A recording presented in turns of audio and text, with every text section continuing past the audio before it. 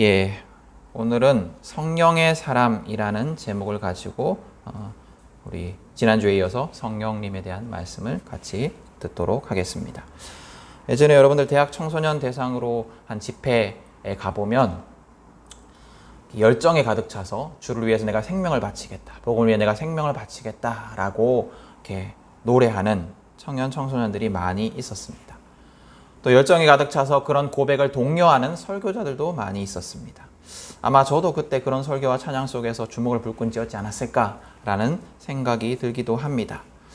근데 저는 그런 고백을 하는 사람들을 별로 신뢰하지 않습니다. 목숨을 걸겠다, 내가 주를 위해 생명을 걸겠다라고 열정 가득 차서 고백하는 사람들을 별로 신뢰하지 않습니다. 오히려 걱정이 됩니다. 왜냐하면 제 개인적인 경험 때문인데요.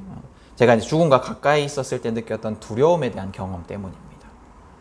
제가 이제 신장이 망가져서 버티다가 그걸 잘 모르고 버티다가 아주 위험한 상황까지 갔었습니다. 근데 그때 이제 제가 어떤 두려움을 느꼈냐면 내가 죽을 수 있겠다라는 두려움을 느꼈었어요. 응급실에 누워가지고 이제 온몸에 이제 그 모니터라고 하는데, 왜 병원에 가면 무슨 중환자실에 이렇게 뚜뚜뚜 뭐 이런 거 달려 있는 거 있잖아요. 그걸 이제 붙이고 이렇게 막 그 삐삐 소리에 막 진저리 치면서 죽지 않기를 간절히 바랬던 시간이 있어요. 내가 이러다 죽겠구나, 정말 이게 죽는 거구나 라는 두려움에 휩싸였던 적이 있었습니다. 그리고 그 두려움으로 인한 충격이 나중에 이제 회복이 돼서 퇴원을 해서도 한동안 저를 괴롭혔어요. 그래서 자다가 막 숨이 막혀 죽는 그 두려움 속에서 막 벌떡벌떡 일어나기도 하고, 그런 일들이 한동안 지속되었습니다. 그때의 경험 이후로 저는 언제나 이 죽음을 가까이 느끼며 살아갑니다. 그리고 죽음이라는 단어의 무거움에 대해서 늘 생각합니다. 죽음의 무거움을 느낀다라는 것, 죽음의 무거움을 생각한다라는 것이 내가 죽음이 두렵다라는 말이 아니라, 생명을 바친다라는 말은 누구도 쉽게 할 수 없는 말이다 라는 뜻이에요. 여러분, 죽음 앞에 서면 누구도 교만할 수가 없어요. 지금 내가 생명을 바치겠다라고 열정이 가득 차 고백할 수 있는 것은 죽음을 가까이 느끼지 않기 때문일 수도 있습니다. 누구도 허세를 부리면서 죽음을 맞이할 수 없습니다. 죽음 앞에 인간은 정말로 철저히 연약해지고, 죽음 앞에 인간은 정말로 철저히 솔직해질 수밖에 없습니다. 그렇기 때문에 저는 그런 열정이 가득 찬 고백을 하는 사람들, 또 그런 열정이 가득 찬 고백을 독려하는 설교자들을 볼 때마다 신뢰하지 않아요. 그렇게 함부로 말할 수 있는 것이 아니기 때문입니다. 그리고 또 제가 생명을 바친다라는 말을 하는 사람을 잘 신뢰하지 않는 이유는, 그 사람이 자기가 목숨을 바쳐 생명을 바치겠다라고 하는 그 대상에 대해서 정말로 제대로 알고 있는지 의심스럽기 때문입니다. 내가 목숨을 바치겠다, 생명을 바치겠다라고 고백하는 그 열정보다 더 중요한 것, 정말로 중요한 것은 뭐냐면, 내가 그 열정, 그 생명을 바치는 대상이 누구인가를 아는가입니다. 아마도 생명을 바치겠다 말하는 사람들은 이렇게 말할 겁니다. 내가 예수를 위해서, 내가 교회를 위해서, 내가 복음을 위해서 생명을 바치겠다. 그런데 저는 의문이 들어요. 그 사람이 아는 그 예수가, 그 교회가, 그 복음이 진짜 예수님이고 진짜 교회이고 진짜 복음일까? 정말로 그가 아는 것이, 그가 생명을 바치겠다라고 고백하는 그 대상이 진리일까? 저는 그 확신, 그게 참 의심스럽습니다. 생명을 바치겠다라는 그 고백 속의 대상이 진짜 예수님이 아니고, 진짜 교회가 아니고, 진짜 복음이 아니고, 그냥 내 생각 속의 예수님, 내 생각 속에 내가 생각하는 교회, 내가 생각하는 복음이 아닐까라는 의심을 떨쳐버릴 수가 없습니다. 왜냐하면 인간은 철저히 무능하고 무지하기 때문이에요. 여러분, 내가 지금 진리라고 생각하는 것, 여러분이 진리라고 생각하는 것이 정말로 완벽한 진리일까요? 내가 하나님의 뜻이라고 받아들이고 이해하는 것이 정말로 오류 없이 완벽한 하나님의 뜻일까요? 여러분, 하나님의 뜻을 완벽히 아십니까? 여러분, 하나님의 존재에 대해서, 예수님에 대해서 완전히 아세요? 복음에 대해서, 교회에 대해서 완전히 아십니까? 아니요, 우리는 결코 하나님에 대해서, 예수님에 대해서, 복음에 대해서 완벽하게 안다라고 말할 수 없습니다. 그렇기 때문에 성경은 우리에게 성령의 조명하심을 구하라 라고 말하고 성령님의 인도하심을 따르라 라고 가르치는 겁니다. 만약 우리가 모든 것을 다 알고 파악할 수 있다면 왜 우리가 매일매일 성령의 인도하심을 구해야겠습니까? 아는데 가면 되는데, 그죠? 우리가 모르기 때문에, 우리가 안다고 생각하지만 그것이 아는 것이 아니기 때문에 우리는 매일매일 매순간 매순간 성령님의 인도하심을 따라야 하는 것입니다. 인간은 결코 완벽할 수 없고 결코 모든 것을 알 수 없습니다. 그렇기 때문에 우리는 언제나 성경 앞에, 또 성령 앞에, 복음 앞에 겸손해야 합니다. 나의 무지를 고백하고 나의 무능을 고백하고 도우심과 능력과 인도하심을 구하면서 매일매일 한 걸음 한 걸음 두려움을 가지고 성령의 인도하심을 구하며 따라가는 삶을, 그 겸손한 삶을 살아가야 합니다.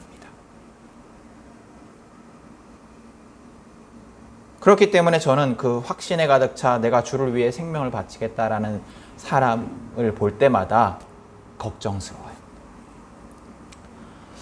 저는 오늘 사울의 모습을 보면서 다시 한번 이 생각을 떠올리게 됩니다. 여러분, 오늘 성경의 사울은 확신에 가득 차 있는 사람이었습니다. 내가 하는 일은 하나님을 위한 일이다, 하나님의 일이다 라는 확신과 열정에 가득 차 있었습니다. 그래서 그는 그것을 위해서, 하나님을 위한 그 일을 위해서 자기 생명을 바친 사람이었어요. 그런데 사울이 확신에 가득 차서 자기 생명을 바친 그 일은 실상은 하나님과의 뜻과는 상관없는 일이었고 하나님의 뜻과 반대되는 일이었습니다. 예수님을 핍박하는 일이었습니다. 그럼에도 그는 그것을 그렇게 생각하지 않았어요. 그럼에도 그는 예수를 핍박하면서, 예수님을 따르는 자들을 핍박하면서도 자기가 하나님의 뜻대로 살아간다라고 생각했지 이것이 잘못이라고 절대 생각하지 않았습니다. 그는 그가 하는 일이 진리를 따르는 일이고 하나님의 뜻이고 하나님이 원하시는 일이다라고 확신했습니다. 그러나 여러분, 자기 확신에 가득 찬 이 사울의 열정의 결과는 끔찍합니다.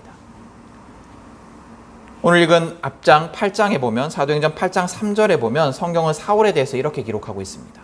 사울은 교회를 없애려고 날뛰었다. 그는 집집마다 찾아 들어가서 남자나 여자나 가리지 않고 끌어내서 감옥에 넘겼다. 사울은 자기는 진리를 따르는 일이다 생각하고 생명을 바쳐 열심을 다했는데 그 결과가 뭐냐면 교회를 없애려고 날뛰는 거였어. 우리 개역 개정 성경에는 잔멸하려 했다. 교회를 잔멸하려 했다라고 이제 기록되어 있는데, 이 잔멸이라는 단어의 원어의 뜻이 뭐냐면 야생 동물들이 시체를 갈기갈기 찢어 먹는 행동을 뜻한다고 합니다. 이렇게 한번 상상해 보면 동물 다큐멘터리 이런 데 보면 이제 맹수가 사냥을 하고 난 다음에 그 고기, 사냥을 죽이고 이제 막 시체를 이제 뜯잖아요. 뜯어가지고 막 맛있는 부위를 가져갑니다. 그러고 나면 이제 막 가죽 같은 거 막 잡다 한 뼈 같은 거 남는데, 그러고 나면 어떻게 됩니까? 또 막 다른 동물들이 와서 다 가져가죠. 결국에 남는 게 뭐예요? 큰 뼈 몇 덩이, 그리고 핏자국밖에 남지 않습니다. 사울이 그렇게 하려고 했다라는 거예요. 교회를. 모든 것을 해체해버리고 모든 걸 없애버리고 핏자국만 남도록 하기 위해서 날뛰었어요. 사울은 교회를 완전히 파괴하려는 열정에 사로잡혀서 그야말로 날뛰었습니다. 그는 예수를 믿는 자들을 잔멸하는 것이 하나님의 뜻이라고 확신했어요. 하나님을 위한 일이라고 믿었습니다. 사울은 그렇게 열정이 가득 차서 예수님이 하나님이 보내신 메시아임을 알지 못했습니다. 그냥 그 예수라는 존재는, 그 예수라는 사람은, 그리고 예수를 따르는 사람은 거룩한 하나님의 이름을 모독하는 아주 사악한 이단이다라고 믿었습니다. 그래서 그는 하나님을 위해서 하나님의 아들인 예수를 믿는 자들을 핍박하는 일에 생명을 겁니다. 얼마나 모순됩니까? 하나님을 위해서 하나님의 아들을 핍박하는 일에 열정을 다한 거예요. 생명을 다한 거예요. 여러분, 사울은 정말로 성경을 많이 아는 사람이었습니다. 성경대로 살아가는 것을 자랑으로 삼는 바리새인이었어요. 자기에 대해 소개하기를 자기는 가말리엘 문화에서 수학한 바리새파 사람이다라고 소개를 하는 장면이 그 사도행전에 나오고 고린도전서인가 하여튼 그 서신서에도 나오거든요. 그러니까 바리새인들은 정말로 말씀대로 살아가는 일을 자랑으로 삼는 사람이었거든요. 그래서 율법대로 철저히 살아가는 사람이었어요. 그래서 많은 사람들의 존경을 받는 사람이었습니다. 그리고 사울은 성경에 대해서도 잘 알았어요. 잘 알아야지 잘 지킬 수 있지 않겠습니까? 그리고 사울의 스승인 이 가말리엘이라는 사람은 그 당시 아주 유명한, 아주 존경받는 선생이었습니다. 말씀을 가르치고 율법을 가르치는 선생이었습니다. 사울의 이 그 배경을 보면 사울이 하나님의 뜻을 잘한다라고 확신할 수밖에 없는 환경이었어요. 성경에 대해서 막 줄줄 알고 있고 또 성경 말씀대로 살아가고, 그러니까 내가 아는 그것이 하나님의 뜻이다라고 확신할 수밖에 없잖아요. 그런 상황이었어요. 그러나 그런 사울도, 그 말씀에 대해서 해박하고 말씀대로 살아가는 사울도 하나님의 뜻을 알지 못했고 하나님이 보내신 예수님이 온 세상을 구원한 메시아임을 알지 못했습니다. 이 사울의 모습에서 내 확신에 가득 차서, 자기 확신에 가득 차서 내 뜻대로 살아가면서도 그것이 하나님의 뜻이다라고 확신하며 살아가는 우리의 모습을 발견하게 됩니다. 사람은 누구나 다 자기가 주인 되는 삶을 살고 싶어 합니다. 내 뜻대로, 내 생각대로, 내 판단을 따라 내 기준으로 살아가고 싶어 합니다. 이 성경의 아담과 하와가 최초로 범죄한 이야기, 선악과를 따먹는 이야기를 보면 이 이야기가 인간의 욕망을 가르쳐주는 이야기인 것 같아요. 아담과 하와는 하나님이 선과 악의 기준이 되어서 하나님이 판단하는 것을 따라 살아가는 삶에 만족하지 않았어요. 모든 것을 하나님께 물어보고 하나님의 판결을 기다려야 하는 삶을 좋아하지 않았어요. 그래서 어떻게 했어요? 다른 존재의 판단이 아니라 내가 판단하는 삶, 내가 선악의 기준을 알고 내 판단대로 살아가고 싶어하는 그 욕망에 가득 찬 삶을 선택하고 싶었습니다. 그래서 선악과를 따먹은 거예요. 그것이 선악과 이야기에 나타난 인간의 욕망이고 우리의 욕망이 아닐까 싶습니다. 이 욕망에 대해 그리스도인 우리도 자유롭지가 못합니다. 그래서 하나님의 뜻대로 살아가고자 하는 것 같지만 실제로는 내 뜻대로 살아가는 것이, 내 뜻대로 살아가기 쉬운 것이 우리의 인생입니다. 그래서 우리는 사울처럼 내가 하나님의 뜻대로 살아간다라고 확신하며 살아가지만 하나님의 뜻에 반하는 삶을 살아갈 수 있다라는 겁니다. 근데 반면에 오늘 이야기에 사울과 달리 자기 확신이 아니라 하나님의 뜻에 순종하는 자인 아나니아라는 인물도 등장을 합니다. 사울과 아나니아는 여러 면에서 대조가 돼요. 사울은 자기 확신에 가득 찬 사람이었지만 반대로 아나니아는 성령으로 충만한 사람이었습니다.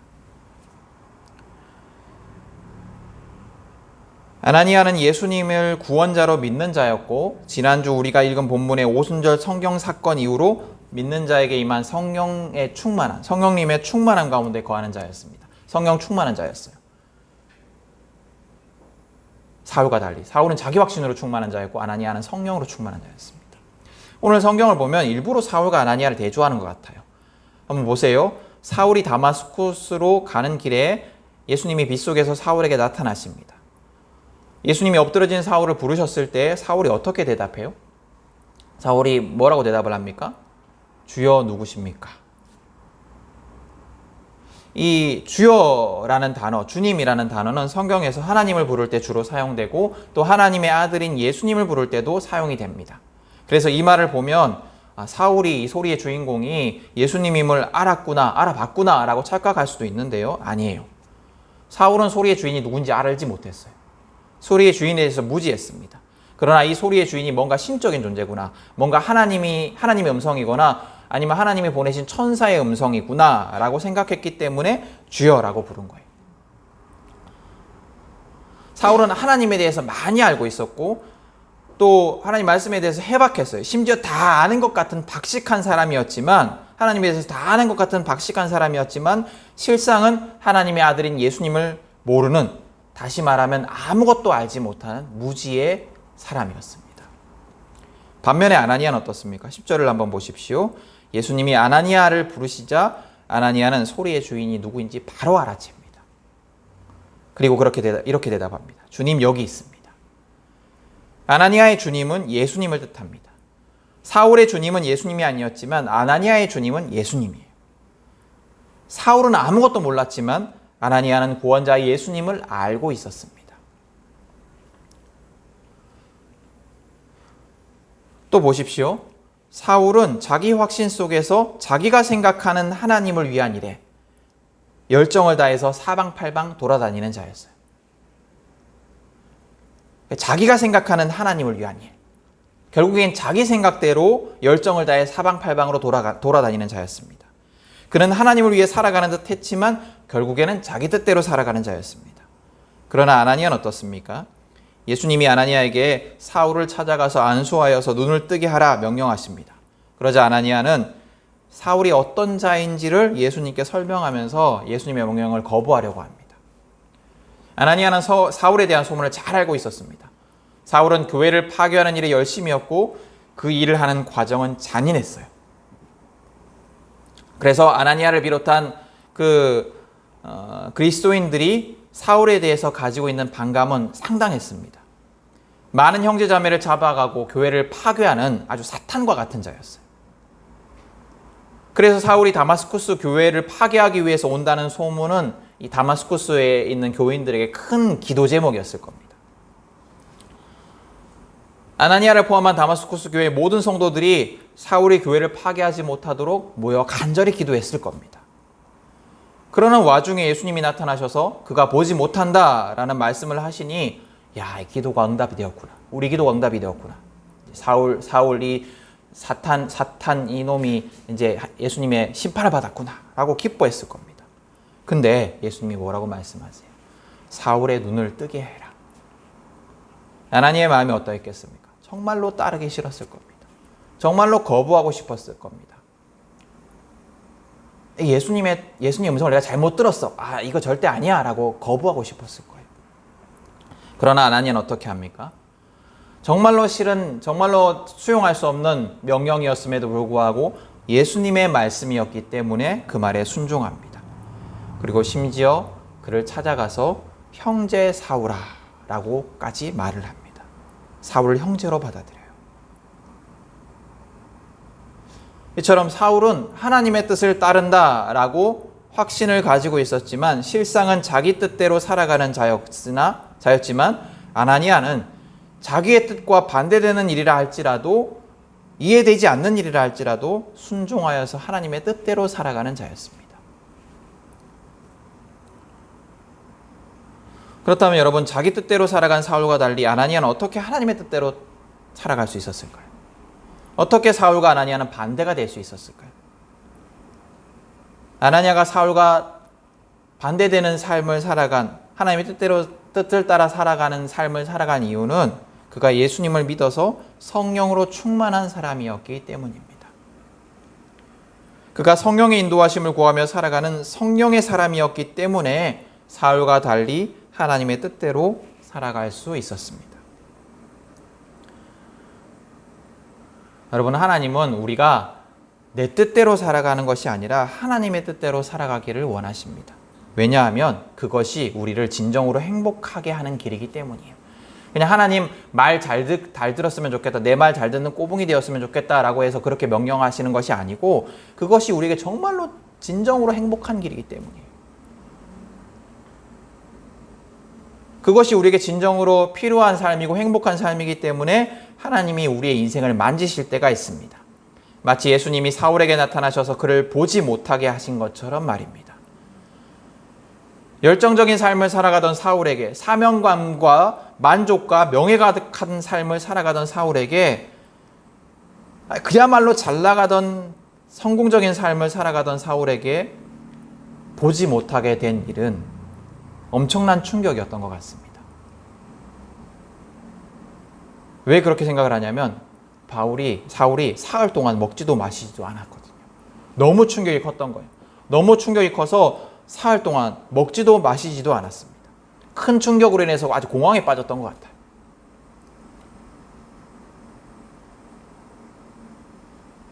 이 큰 고난, 시련은 하나님이 그를 만지시기 위한 도구였어요. 하나님은 오늘 사울에게 그러셨던 것처럼 우리의 인생에 여러 가지 사건들을 사용하셔서 우리의 확신과 자신감과 고집을 꺾으실 때가 있습니다. 여러분, 만약에 여러분의 인생에 그런 일들이 벌어진다면, 사울이 눈을 먼 것 같은 그런 충격과 고통의 사건이 벌어진다면 고집 부리지 말고 나를 꺾고 성령의 인도하심을 구하십시오. 내 고집과 생각과 자존심을 다 내려놓고 하나님의 손에 나를 맡기고 그분이 이끄는 대로 순종하십시오. 오늘 사울이 사람들의 손에 이끌려서 다마스쿠스로 가는 장면은 무력한 사울을 이끄시는 하나님의 전능하신 손길을 생각하게 합니다. 이 사울처럼 아무것도 보이지 않아서 옆에 있는 사람의 손길을 의지할 수밖에 없었던 이 사울처럼 성령님의 손길을 전적으로 의지하십시오. 자기 확신 속에서 자기 뜻을 따라 살아가는 자는 결코 하나님의 뜻대로 살아갈 수가 없습니다. 눈이 보이지 않는 자처럼 모든 것을 하나님께 맡기고 그분의 인도하심을 따라 한 걸음 한 걸음 걷는 자만이 하나님의 뜻대로 살아갈 수 있습니다. 보이지 않으면서도, 무지하면서도 하나님의 뜻이 무엇인지 알지도 못하고 또 하나님에 대해서 알지 못하면서도 그것을 깨닫지 못하고 나는 다 알고 있어 라고 생각하면서 그것을 깨닫지 못하고 아무것도 의지하지 않고 걸어가면 그 결국이 어떠하겠습니까? 갑자기 눈이 보이지 않는 사람이 자기가 눈이 보이지 않는 것도 깨닫지 못하고 자기 마음대로 걸어 다니면 그 결과가 어떻겠습니까? 여러분, 하나님의 손길을 의지해야 합니다. 기도와 묵상이 나를 이끄시는 하나님의 손을 의지하는 행위예요. 하나님의 손길을 의지하는 방법이 뭐냐면 기도와 묵상이에요. 눈이 먼 사울이 한순간도 이끄는 자를 의지하지 않을 수 없었던 것처럼 우리는 언제나 매 순간 기도와 묵상 속에서 하나님의 손길을, 성령님의 인도하심을 의지해야 합니다. 그래야 바로 걸을 수가 있습니다. 기도와 묵상 속에서 성령님의 인도를 구하며 모든 것을 맡겨드리는 그런 사람만이 하나님의 뜻을 따라서 완전한 행복을 누리는 삶을 살아갈 수 있습니다. 또 우리가 어떻게 하나님의 뜻대로 살아갈 수 있을까요? 오늘 성경을 보면 하나님은 우리가 하나님의 뜻대로 살아가기 위해서 성령의 사람들을 사용하신다라는 것을 알 수가 있어요. 사울에게는 아나니아라는 성령의 사람이 있었습니다. 사울의 눈을 가리신 예수님은 사람의 손을 이용하지 않고 사울의 눈을 뜨게 하실 수 있는 분이심에도 불구하고 아나니아를 이용하십니다. 이 장면들은 우리가 성령의 사람과 함께 있는 것이 얼마나 큰 유익인가를 생각하게 합니다. 우리 곁에 성령의 사람들이 있다는 것이 얼마나 큰 복인가를 생각하게 해요. 우리가 잘못된 자기 확신 속에서 하나님의 뜻이 아니라 내 뜻대로 살아가더라도 믿음의 형제 자매들이 있다면 그들의 음성을 통해, 그들의 조언을 통해, 그들의 기도를 통해서 나의 잘못을 깨달을 수가 있고 다시금 하나님의 뜻대로 살아가는 삶으로 돌이킬 수가 있습니다. 그렇기 때문에 여러분, 우리가 성령의 사람들과 함께 교회 안에 있다는 것에 감사하십시오. 그리고 성령의 사람들의 기도와 가르침에 귀를 기울이십시오. 여러분, 이 시간 좀 다짐했으면 좋겠어요. 내가 어떤 일이 있더라도 기도하는 형제 자매들의 음성을 무시하지 않겠다라고 지금 이 시간 좀 다짐했으면 좋겠어요, 여러분들이. 기도하는 형제 자매들의 조언과 그 음성이 나의 뜻과 다르다 할지라도, 내 생각과 다르다 할지라도 그것에 내가 귀를 기울이겠다, 여러분들이 좀 다짐했으면 좋겠어요. 오늘 이 다짐이 혹시 우리가 하나님의 뜻이 아니라 내 뜻대로 살아가면서도 그것을 깨닫지 못할 때 오늘 이 다짐이 기도하는 형제 자매들의 음성을 듣겠다는 이 다짐이 나를 다시 살리고 나를 회복하게 하는 다짐이 될 것입니다.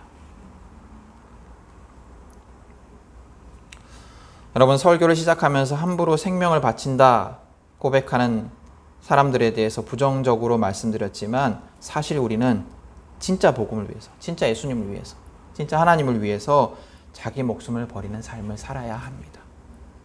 진짜 복음을 위해서 우리가 인생을 바쳐야 돼요. 예수를 만나기 전 사울처럼 자기가 진리라고 생각하는 것, 자기가 행복의 근원이라고 생각하는 것을 위해 생명을 바쳐서는 안 됩니다. 내 생각을 위해서, 내 뜻을 위해서 생명을 바치는 삶을 살아서는 안 됩니다. 그러기 위해서 하나님께 생명 바치는 삶을 살아가기 위해서, 예수님께 또 진리를 위해 생명 바치는 삶을 살기 위해서 우리는 성령 충만한 삶을 살아야 합니다. 성령님이 우리 손을 잡고 이끌어 주시기를 구하면서 성령님을 철저히 의지하는 삶을 살아야 합니다. 그분의 뜻대로 살아가기 위해서 내 생각을 꺾는 삶을 살아야 합니다. 그래야 진짜 주님을 위해 생명을 바치는 삶을 살아갈 수가 있습니다. 보이지 않는 자가 이끄는 자의 뜻을 따르지 않고 눈이 보여서 이끌 수 있는 자의 그 손길을 따르지 않고 자기 고집대로 막 걸어가면 제대로 갈 수가 없어요. 그렇기 때문에 우리는 성령을 의지하는 삶을 살아야 돼요. 그렇기 때문에 진정으로 예수를 믿는 그리스도인의 삶은 뭐냐면 확신과 열정에 가득 찬 삶이 아니라 확신 없는 삶이고 늘 기도하는 삶이고 늘 뜻을 구하는 삶이고 늘 질문하는 삶이에요. 내가 정말로 하나님의 뜻대로 살고 있을까? 내가 정말로 성령의 인도하심을 따라 살아가고 있는 것인가? 확신이 아니라 늘 질문하고 늘 기도하는 삶이 그리스도인의 삶이에요. 여러분, 우리 모두의 삶이 이런 삶이 되기를 축복합니다. 또 우리 교회가 이런 삶을 살아가는 자들로 가득한 교회가 되기를 소망합니다. 교만하여서 자기의 신앙마저도 자랑하는 자들로 가득한 교회가 아니라 서로 질문하고 서로 고민하고 또 서로를 위해서 기도하고 혹시 성령의 인도하심을 따라 살아가지 않는 형제자매가 있다면 그를 위해서 서로 기도하고 하나님의 뜻을 전하는 교회. 그 대화와 기도 속에서 자기의 잘못을 깨닫고 돌이키는 교회. 서로 성령의 뜻대로 살아가도록 돕는 교회가 우리 교회, 또 우리 교회에 속한 자들의 삶이 되기를 축복합니다. 우리 모두가 성령의 인도하심 속에서 하나님의 뜻을 따라 살아가는 자들이 되기를 간절히 바랍니다. 그래서 우리 모두가 진정한 행복, 정말로 진정한 행복을 누리는 삶을 살아가기를